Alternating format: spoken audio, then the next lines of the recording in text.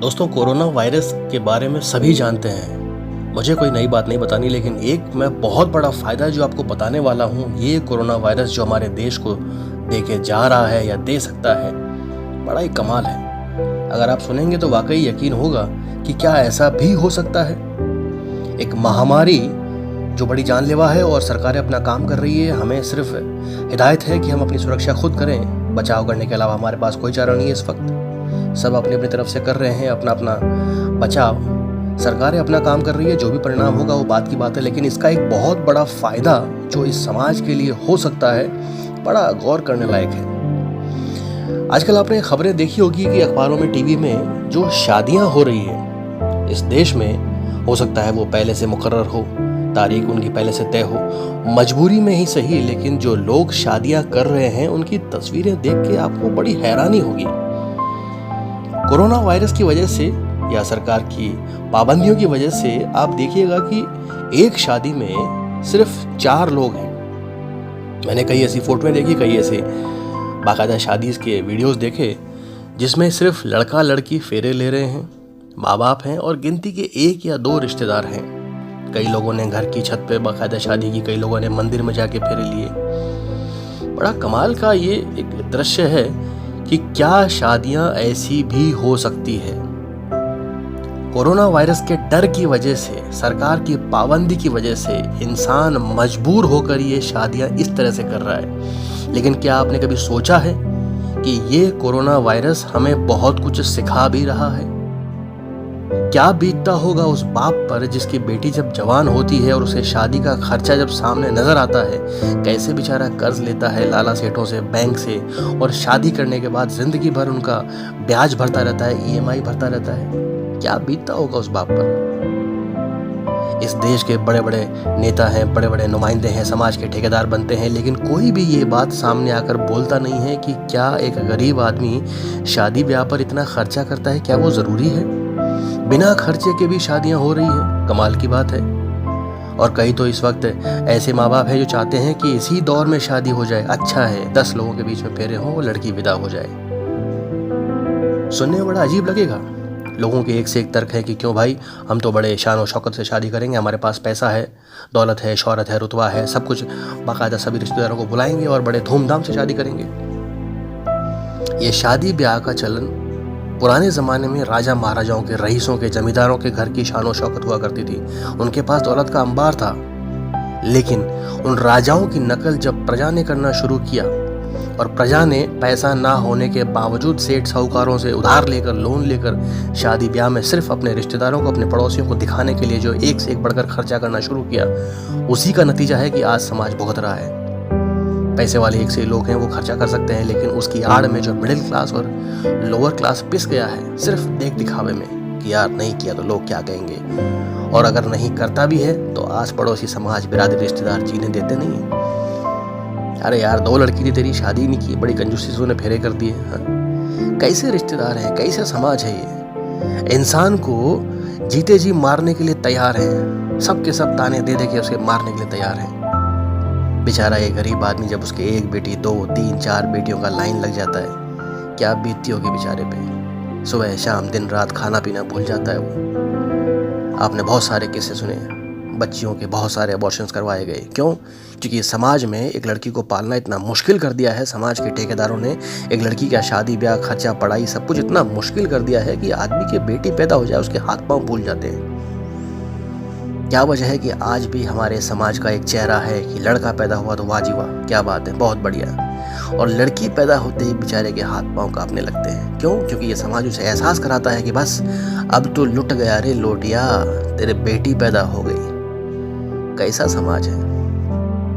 क्या समाज के ठेकेदारों का ये फर्ज नहीं बनता कि इंसान के खर्चे इतने कम किए जाएं कि बेटी पैदा होने पर एक बाप को बोझ महसूस ना हो? जिनके पास पैसा है, जिनके पास कुदरत का एक है अंबार लगा हुआ दौलत का, उन्हें कोई फर्क नहीं पड़ता। लेकिन अधिकतर मिडिल क्लास बड़ी गुर्बत की जिंदगी जी रहा है इस देश में। आज भी सच्चाई है।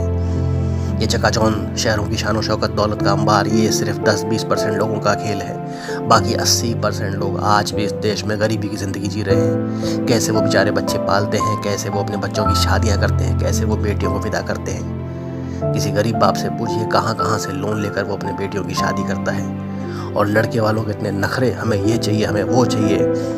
और किस तरह से समाज और बिरादरी में स्टेटस देखा जाता है कि अरे वो क्या देगा, उसकी बेटी से शादी करने का क्या फ़ायदा, उसके पास देने के लिए है क्या।